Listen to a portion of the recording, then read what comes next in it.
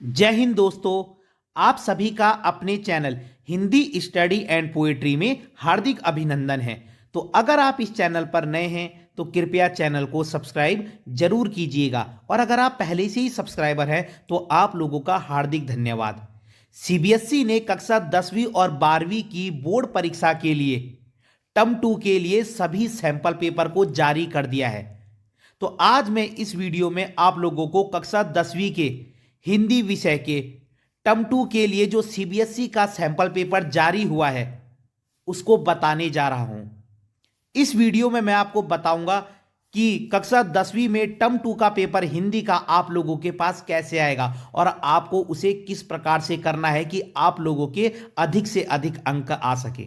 तो चलिए शुरू करते हैं। देखिए यहां पे आप लोगों के पास 2 घंटे का समय होगा, 2 आवर, और 40 मार्क्स का पेपर होगा, क्योंकि टर्म 1 आप लोगों का 40 मार्क्स का ऑब्जेक्टिव अब हो चुका है। तो आप लोगों के पास टाइम कितना होगा टर्म 2 के लिए? 2 आवर, और कितने मार्क्स का पेपर है? 40 मार्क्स का। अब इसके इंस्ट्रक्शन पढ़ते हैं हम। निर्देश पहला, इस प्रश्न पत्र यानी क्वेश्चन पेपर में 2 खंड होंगे, खंड क और खंड ख। देखिए ये जो खंड क है ना, इसमें आप लोगों के पास क्या क्या पूछा जाएगा? इसमें आप लोगों के पास क्षितिज की बुक से गद्य खंड, काव्य खंड और कृतिका से क्वेश्चन पूछे जाएंगे। ठीक है, इस वाले उसमें क्या पूछा जाएगा आपसे? क्षितिज की पाठ्य पुस्तक से,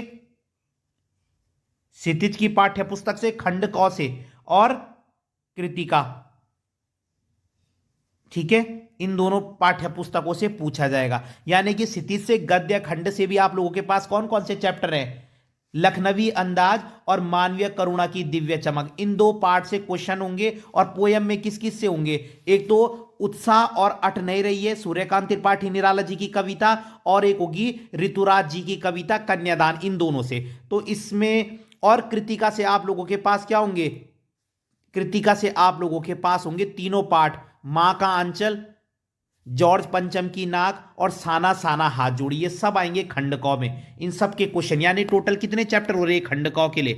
टोटल हो रहे 7 चैप्टर। 2 चैप्टर गद्य खंड में, 2 चैप्टर जो है काव्य खंड में, और 3 चैप्टर कृतिका में। तो 7 चैप्टर आप खंड कौ के लिए तैयार करेंगे। 7 चैप्टर के नाम मैं आपको बता चुका हूं। लखनवी अंदाज, मानवीय करुणा की दिव्य चमक, उत्साह और अट नहीं रही है पोयम, ऋतुराज जी की कन्यादान जो आप लोगों के पास पोयम है वो वाली, 4 हो गए। उसके बाद आप लोग जो है कृतिका से पढ़ेंगे 3 पार्ट, मां का आंचल, जॉर्ज पंचम की नाक और साना साना हाथ जोड़ी। तो ये 7 चैप्टर तो आप खंड कौ के लिए तैयार करेंगे। खंड खौ में आएगी आप लोगों के पास राइटिंग पोर्शन, लेखन कौशल, जिसमें आप लोगों के पास पत्र आएगा, संदेश लेखन आएगा, अनुच्छेद लेखन आएगा और विज्ञापन आएगा। ठीक है, तो अब हम आगे देखते हैं। आगे ये क्या कह रहे हैं? देखिए ये कह रहे हैं खंड कौ में जो है कुल 3 प्रश्न है। ठीक है, खंड कौ में कितने प्रश्न है? कुल 3 प्रश्न। अब 3 प्रश्न कौन कौन से होंगे? देखिए 3 प्रश्न, यानी कि 3 प्रश्न के अंदर भी बहुत सारे प्रश्न होंगे। ये जो खंड कौ में जो 3 प्रश्न होंगे, यानी कि एक होगा गद्य खंड से, उसके अंदर क्वेश्चन होंगे, एक होगा काव्य खंड से, उसके अंदर क्वेश्चन होंगे, और एक होगा कृतिका से, उसके अंदर भी क्वेश्चन होंगे। तो आप लोगों को क्या है, सारे प्रश्न करने इंस्ट्रक्शन के साथ। अब देखिए यहां पे खंड कौ में आ जाइए। देखिए खंड कौ में क्या है? खंड कौ में इन्होंने पूछा है निम्नलिखित प्रश्नों के उत्तर 25 से 30 शब्दों में लिखिए। ठीक है, एक क्वेश्चन 2 मार्क्स का है, 4 क्वेश्चन है, आपको चारों करने। ठीक है, देखिए चारों किससे? ये चारों क्वेश्चन किससे? किस खंड से? गद्य खंड से। ये चारों क्वेश्चन किससे? गद्य खंड से। ठीक है, ये चारों क्वेश्चन है आपके पास गद्य खंड से। अब देखिए पहला क्वेश्चन क्या है इसमें? आप गद्य खंड में आप लोगों के पास 2 चैप्टर आएंगे, कौन कौन से? लखनवी अंदाज और मानवीय करुणा की दिव्य चमक। ठीक है, इन 2 पाठों में से 4 क्वेश्चन आएंगे। तो देखिए पहला क्वेश्चन है, फादर कामिल बुल्के संकल्प से सन्यासी थे, मन से नहीं। लेखक के इस कथन के आधार पर सिद्ध कीजिए कि फादर का जीवन परंपरागत सन्यासियों से किस प्रकार अलग था। सेकंड क्वेश्चन है, फादर की उपस्थिति लेखक को देवदार की छाया के समान क्यों लगती थी? पाठ के आधार पर सिद्ध कीजिए। तो ये दोनों क्वेश्चन किससे? मानवीय करुणा की दिव्य चमक। देखिए गौ वाला क्या है? क्या सनक सकारात्मक भी हो सकती है? सकारात्मक सनक की जीवन में क्या भूमिका हो सकती है? सटीक उदाहरणों द्वारा अपने विचार प्रकट कीजिए। तो ये वाला जो क्वेश्चन है ये लखनवी अंदाज से, और लखनवी अंदाज शीर्षक की सार्थकता तर्क सहित स्पष्ट कीजिए या सिद्ध कीजिए। ये देखिए चारों क्वेश्चन किससे, गद्य खंड से, और 8 नंबर के, यानी कि 2 नंबर का एक प्रश्न है, तो 4 प्रश्न किससे आएंगे, गद्य खंड से। और कौन से 2 पाठों से, लखनवी अंदाज और मानवीय करुणा की दिव्य चमक। अब इसके आगे देखते हैं हम क्वेश्चन नंबर 2। देखिए क्वेश्चन नंबर 2 में कह रहे हैं निम्नलिखित प्रश्नों में से किन्हीं 3 प्रश्नों के उत्तर 25 से 30 शब्दों में लिखिए। ठीक है, यहां पे 4 प्रश्न है, आपको 4 में से 3 करने हैं। देखिए पोएट्री में क्या है, गद्य खंड में तो उन्होंने 4 क्वेश्चन दिए थे, आपको चारों करने थे, लेकिन पोयम में क्या है, पोयम में आपको 4 क्वेश्चन मिलेंगे, उनमें से 3 करने, और वर्ड लिमिट वही है 25 से 30 शब्द। तो इन 4 क्वेश्चनों में से आपको कितने करने, 3। गद्य खंड में तो क्या था, पहले क्वेश्चन में 4 क्वेश्चन थे, चारों करने थे, लेकिन यहां पोयम वाला जो सेकंड क्वेश्चन है इसमें 4 में से 3 करने। ये चारों क्वेश्चन पोयम से, 2 पोयम से, उत्साह और अट नहीं रही है, और कन्यादान से। तो देखिए पहला क्वेश्चन है, उत्साह कविता के शीर्षक की सार्थकता तर्क सहित स्पष्ट कीजिए।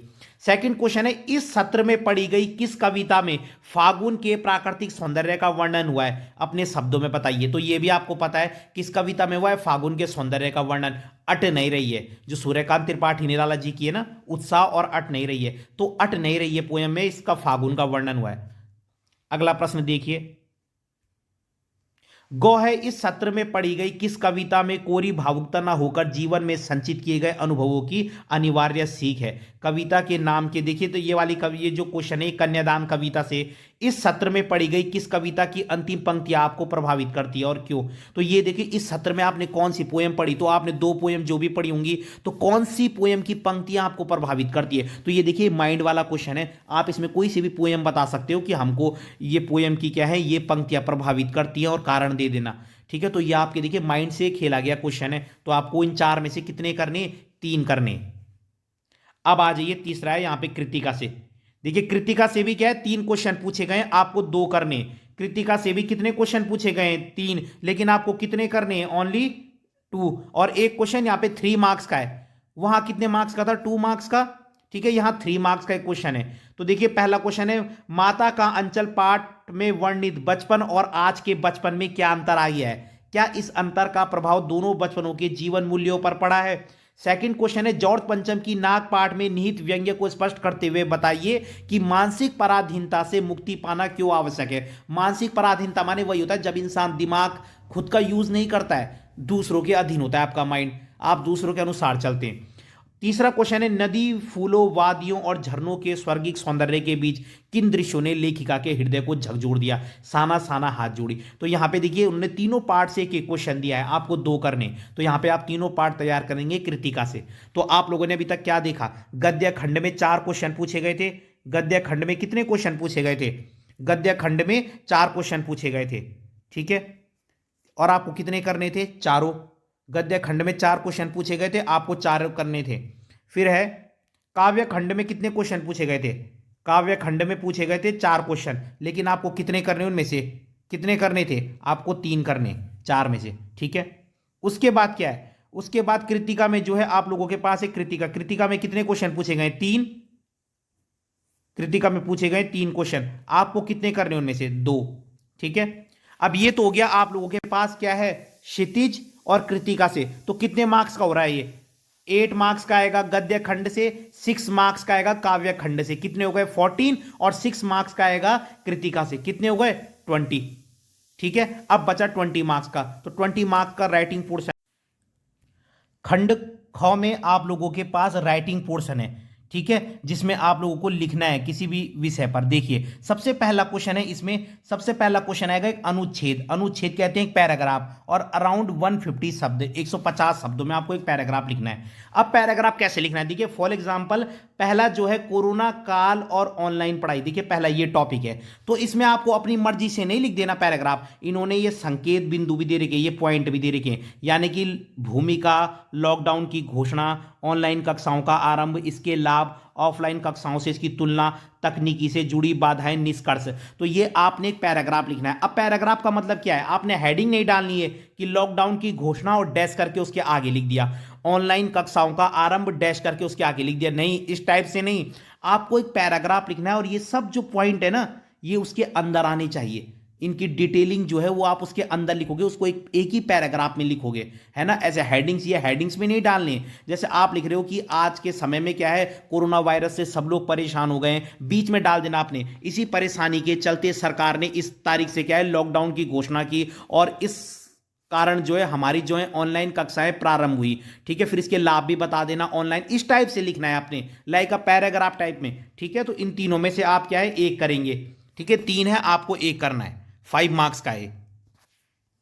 इसके बाद देखिए सेकंड क्वेश्चन आएगा आप लोगों के पास पत्र लिखने के लिए, ये भी 5 मार्क्स का होगा। व्याकरण से जो अनुच्छेद है वो भी 5 मार्क्स का है। पत्र आएगा आपको, देखिए अब दोनों पत्रों में से आपको एक लिखना है। पहला है, आपकी चचेरी दीदी कॉलेज में दाखिला लेना चाहती है, एडमिशन, किंतु आपके चाचा जी उसे आगे की पढ़ाई न करवाकर उसकी शादी करवाना चाहते हैं। तो इस बारे में अपने चाचा जी को समझाते हुए, तो अपने चाचा जी के लिए पत्र लिखना है, उनको समझाते हुए। ठीक है। दूसरा क्वेश्चन है, आपके क्षेत्र में सरकारी राशन की दुकान का संचालक गरीबों के लिए आए अनाज की कालाबाजारी करता है। मतलब ये लोग क्या कर रहे हैं, जो गरीबों के लिए अनाज आ रहा है ना उसको ऐसी मतलब बेच दे रहे हैं, मतलब गरीबों के हाथ में नहीं जा रहा हो। तो और कुछ अगर कोई कुछ कहता है तो उन्हें धमकाता है वो, तो उसकी शिकायत करते हुए लगभग 120 शब्दों में जिला अधिकारी को पत्र लिखना है। तो देखिए एक यहाँ पर फॉर्मल लेटर है तो एक इनफॉर्मल लेटर है, आपको दोनों में से एक करना है 5 मार्क्स का। तो इसके लिए आपको दोनों पत्र आने चाहिए, फॉर्मल भी और इनफॉर्मल भी, यानी कि औपचारिक भी और अनौपचारिक भी।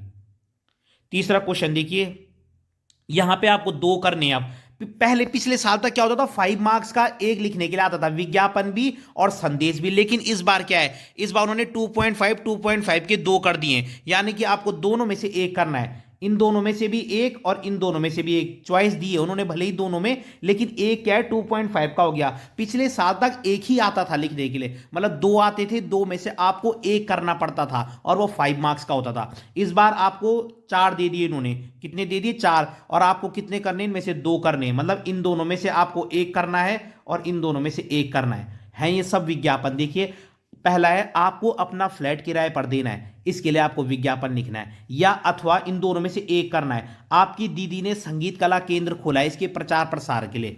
दूसरा है, सामाजिक संस्था सवेरा के नशा मुक्ति जागरूकता अभियान के लिए एक विज्ञापन, या बहुत कम कीमत में स्मार्टफोन बनने वाली कंपनी के लिए विज्ञापन। तो आपको इन दोनों में से एक करना है और इन दोनों में से एक करना है। ठीक है, तो 2.5 का ये है और 2.5 का ये है, इसलिए ये कितने हो गए 5 मार्क्स का। ठीक है, और उसके बाद है यहां पे है आप लोगों के पास संदेश लेखन। अब संदेश में क्या होता है, संदेश में बधाई संदेश भी होते हैं। ठीक है, किसी को क्या है, मतलब किसी को नववर्ष के लिए भी बहुत सारे होते हैं संदेश। ठीक है, देखिए पहला है, राष्ट्रीय प्रतिभा खोज परीक्षा में पहला स्थान प्राप्त करने पर अपने मित्र को लगभग 40 शब्दों में शुभकामना संदेश। तो दूसरा है, साहसी कार्य के लिए बाल वीरता पुरस्कार से सम्मानित होने वाले अपने मित्र को लगभग बधाई संदेश। दोनों में से एक करना है, ऐसे ही इन दोनों में से भी एक करना है। केरल के निवासी अपने मित्र को ओणम के अवसर पर किसी फेस्टिवल पर बधाई दे रहे हैं, या भैया भाभी की पहली वैवाहिक वर्षगांठ पर लगभग 40 शब्दों में उनको शुभकामना संदेश। तो ये भी बहुत ईजी होते हैं और ज़्यादा बहुत बड़े नहीं लिखने आपको। तो व्याकरण में आप लोगों के पास कौन कौन सी चीज़ें आएंगी, पहला है अनुच्छेद 5 मार्क्स का, फिर है पत्र 5 मार्क्स का, उसके बाद क्या था विज्ञापन, 2 विज्ञापन लिखने 2.5, फिर है संदेश लेखन मैसेज राइटिंग, ये भी 2 लिखने 2.5 और 2.5। तो मैं उम्मीद करता हूं कि आप लोगों को वीडियो पसंद आई हो। अगर पसंद आई हो तो लाइक कीजिएगा, कमेंट कीजिएगा और चैनल को सब्सक्राइब जरूर कीजिएगा। धन्यवाद।